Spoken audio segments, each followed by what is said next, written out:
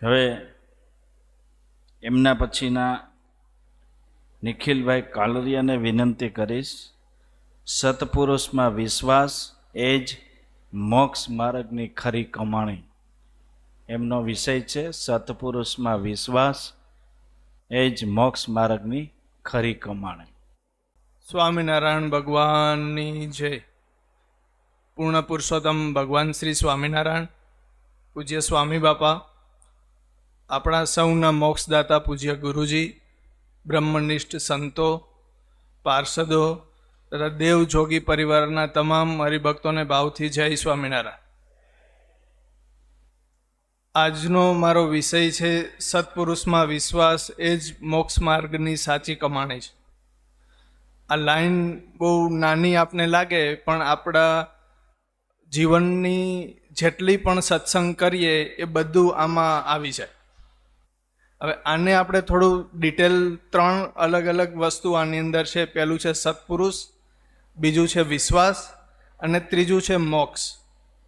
તો સૌથી પહેલાં આપણે જોઈએ કે સૌથી કઠણ હોય તો એ છે કે ઘણા બધા હરિભક્તો હશે, ઘણા બધા લોકો બહાર ફરતા હશે, પણ એક સત્પુરુષની સાચી ઓળખાણ છે અને સત્પુરુષને પામવા એ સૌથી કઠિન કાર્ય છે, કે એને ઓળખવા એ સૌથી કઠિન છે. તો આપણે અહીંયા જેટલા પણ બેઠા છે એ બધાને સત્પુરુષ મળ્યા છે?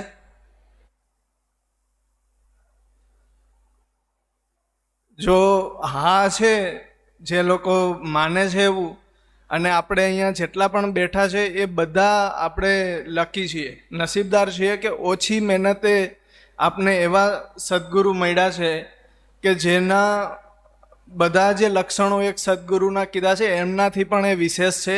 એવા આપને ગુરુ મહારાજ મળ્યા છે અને આપણી સાથે અત્યારે આપને અહીંયા બિરાજમાન છે અને આપને ખૂબ જ એનો જે છે એ લાભ મળી રહ્યો છે. બીજી વસ્તુ છે વિશ્વાસ.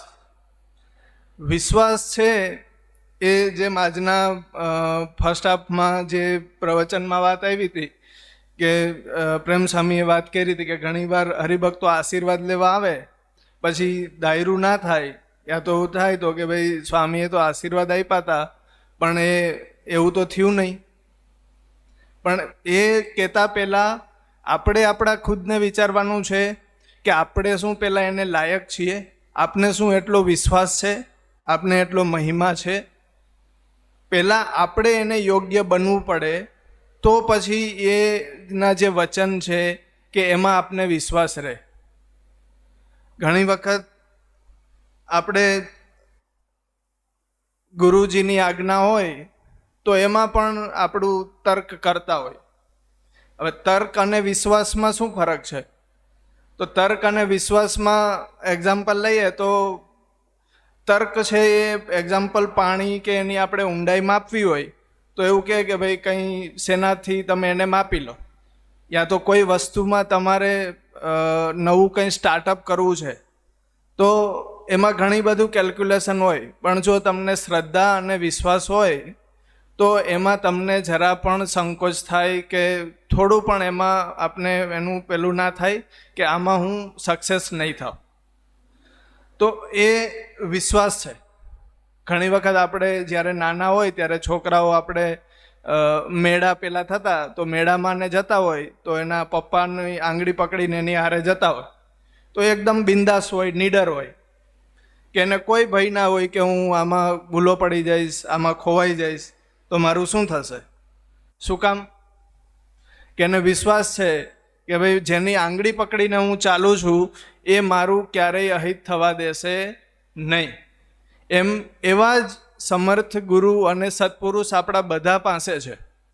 અને આપણે વિશ્વાસ નથી એવું નથી, વિશ્વાસ છે, પણ ઘણીવાર એ વિશ્વાસ થોડો ડગી જાય છે કે જ્યારે આપણે વિચાર્યું હોય યા તો ગુરુએ આપને કંઈ આજ્ઞા કરી હોય એવું આપણા માઇન્ડમાં એવું હોય કે આ બરાબર છે, સાચી વાત છે, તો આપણે કરીએ, ગુરુની આજ્ઞા પાડીએ. પણ જ્યારે ગુરુએ કંઈ આજ્ઞા કરી હોય અને આપણે એવું લાગે કે ના આવું તો ના હોય, તો ત્યારે આપણે તર્ક કરીએ છીએ. તો એ તર્ક જ્યારે આવે ને ત્યારે એ વિશ્વાસમાં ખામી છે એવું માની શકાય. તો જ્યારે પણ સાચો વિશ્વાસ એ જ છે કે આપને સાચું લાગે, યોગ્ય લાગે, અયોગ્ય લાગે, પણ જે આપણા સત્પુરુષની, આપણા ગુરુ મહારાજની જે આજ્ઞા છે એ આજ્ઞા આપણે કંઈ વિચાર્યા વગર એને પાડીએ, એને રાજી કેવી રીતના કરી શકીએ એ વિચારીએ તો આપણે એને ચોક્કસ કહી શકાય કે આપણો જે છે એ વિશ્વાસ એમના પ્રત્યે છે એ સાચો છે. ઘણી વખત વિશ્વાસ જે રાખવો ને એ પણ મુશ્કેલ છે. તો વિશ્વાસ છે એ મોક્ષ માર્ગની જે સાચી કમાણી છે, પણ એ પહેલાં આપણે એને યોગ્ય બનવું પડે. આપણે શું એને યોગ્ય છીએ એ મોસ્ટ ઇમ્પોર્ટન્ટ છે. અને આ તો સત્સંગ અને મોક્ષની વાત છે, એ તો બધું બુદ્ધિથી પરે છે કે જ્યારે તમારી બુદ્ધિ બધું વિચારવાનું બંધ કરી દે અને તમે સદગુરુના શરણે થઈ જાઓ તો ત્યારે જે છે એ આપણે મોક્ષની જે છે એના માર્ગ ઉપર ચાલી શકીએ. જ્યારે ઘણી વખત આપણે અહમભાવ હોય ને કે ભાઈ હું પાવરફુલ છું, કે ભાઈ હું નોલેજેબલ છું, બરાબર, તો એવું એ ત્યારે આવે તો એ આપને વિશ્વાસ નથી. જ્યારે પણ અનુકૂળ સમય હોય, જ્યારે સારો સમય હોય, જ્યારે આપણું ધારું બધું થતું હોય તો ત્યારે પણ આપણે એ વિચાર અને આપણો હોવો જોઈએ કે જે કંઈ પણ થઈ રહ્યું છે એ મારા સત્પુરુષના આશીર્વાદથી થઈ રહ્યું છે, ગુરુજીના આશીર્વાદથી થઈ રહ્યું છે. અને જ્યારે અનુકૂળ સમય ના હોય ત્યારે પણ એ જ આપણે વિશ્વાસ હોવો જોઈએ, ધીરજ આપણામાં હોવી જોઈએ કે મારા સત્પુરુષ, મારા ગુરુજી મારી સાથે ક્યારેય અહિત થાય એવું થવા નહીં દે. એટલો વિશ્વાસ જો આપને હોય તો આપણે એકદમ નિડર, જે બિંદાસ કહીએ ને, એ બિંદાસ રહી શકીએ, બિંદાસ આપણું જીવન આપણે જીવી શકીએ, કોઈ પણ કાર્ય આપણે સારી રીતે કરી શકીએ. એટલે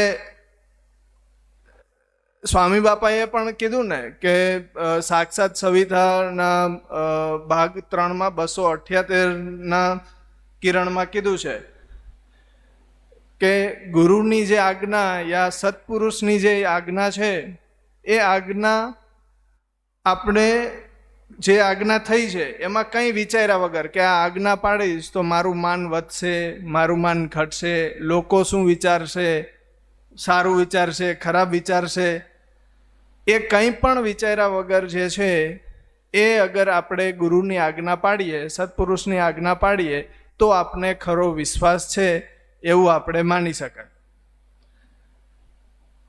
ગુરુ જે છે એ આપણા બધાને ખબર છે કે જે પણ કંઈ પણ કાર્ય કરે છે એ સૌથી પહેલાં હરિભક્તોના જે છે એ કલ્યાણ માટે કરી રહ્યા છે.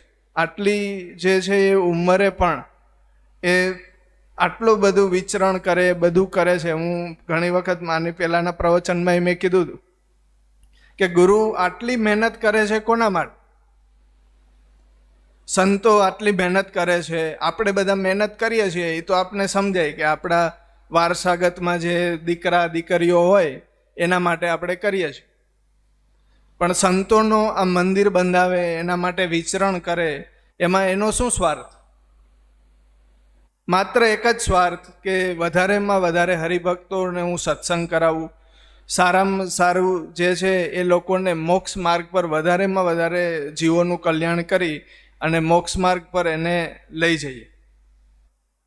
તો જે વિષય છે એ વિષય છે કે સત્પુરુષમાં વિશ્વાસ એ જ મોક્ષ માર્ગની સાચી કમાણી છે. તો 3માંથી 2 વસ્તુ તો આપણી પાસે છે જ. એક તો સત્પુરુષ છે જે આપને ઓળખા છે, આપણે બધા અહોભાગ્ય છીએ આપણા લોકોના કે આપને આવા ગુરુ મળ્યા છે. અને આપણા ગુરુ એવા સમર્થ પણ છે કે આપને મોક્ષ માર્ગ સુધી લઈ જઈ શકે. આપણે ઘણા બધા ઉદાહરણ જોઈએ છીએ, રિસન્ટલી ઘણા બધા વિડીયો કે આપણે આપણા પેલા ગ્રુપમાં આવતા જ હોય છે કે ગુરુના આશીર્વાદથી જે છે એ લોકો અક્ષરધામ અને મોક્ષ એમનો થઈ જાય છે. તો 3માંથી 2 વસ્તુ તો છે જ આપણી પાસે. એક થોડી જે આપણે વધારવાની છે એ છે વિશ્વાસ, નિષ્ઠા, કે આપણા ગુરુની જે ઈચ્છા છે, જે ગુરુ પ્રત્યેનો આપણો જે વિશ્વાસ હોવો જોઈએ એ છે, અને એને કેવી રીતે વધારે આપણે વધારી શકીએ એ આપણે હજી પણ થોડું વધારવાની જરૂર છે. નથી એવું નથી, છે એટલે તો આપણે બધા અહીંયા બેઠા છીએ, શિબિરની અંદર, સભાની અંદર આપણે બધા આવીએ છીએ, પણ હજી થોડું એને નેક્સ્ટ લેવલ સુધી, નેક્સ્ટ સ્ટેપ સુધી લઈ જઈ શકીએ એના માટે આપણે વિચારવાની જરૂર છે કે એમાં આપણે શું કરી શકીએ. તો આજ્ઞાનું પાલન છે એ સૌથી ઇમ્પોર્ટન્ટ છે, કે સત્પુરુષની જે આજ્ઞા છે એ સત્પુરુષની આજ્ઞાની અંદર આપણે કોઈ તર્ક ના કરીએ અને એમની જે આજ્ઞા છે એમાં વિશ્વાસ રાખીને કાર્ય કરીએ તો અચૂક આપણે જે છે એ સફળ થઈએ. એક લાઈન છે જે બોલીને પછી મારા પ્રવચનને ફિનિશ કરીશ. એમનું વચન એ જ મારો મોક્ષ. તો મારી એવી રિક્વેસ્ટ છે બધાને કે એકવાર આપણે બધા 3 વાર બોલીએ જે લાઈન હું બોલું છું એ, કે એમનું વચન એ જ મારો મોક્ષ, એમનું વચન એ જ મારો મોક્ષ, એમનું વચન એ જ મારો મોક્ષ. અસ્તુ. જય સ્વામિનારાયણ. ખૂબ સરસ. નિખિલભાઈ પણ સત્સંગમાં આવ્યા પછી એમનું જીવન ગુરુજીના વચન એનું જીવન છે. જે આજ્ઞા કરે એ પ્રમાણે રહેવાનું અને વિશ્વાસથી હાલવાનું. કીધું હોય એ સંપૂર્ણપણે વિશ્વાસથી હાલવાનું. પરિણામ સ્વરૂપે આજે સામાન્ય એવી નોકરી કરતા હતા એમાંથી ઘણી ઊંચી પોસ્ટ ઉપર અત્યારે છે.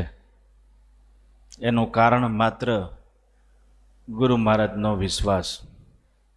ક્યારેક હું સામેથી કહું, મેં કીધું 1-2 વખત પ્રમોશન નહોતું, મેં કીધું શું થાય? એ કીધું આપણું ધ્યાન રાખવાવાળા બેઠા છે ને, આપણે શું ચિંતા કરવાની, મને વિશ્વાસ છે કે. પણ આ બહુ મહત્વની વાત છે. વિશ્વાસ હોય તો 100% કામ થાય, ના થાય એવું નથી. પાછો વિશ્વાસ કામ પૂરતો પણ ના હોવો જોઈએ. જે કામ કરતા હોય એને ખબર હોય ને પાછી એમ આ ક્યાં સુધી ટકશે. એટલે ઘણું મહત્વનું છે, પણ એ વિશ્વાસ દ્રઢતાથી હોવો જોઈએ.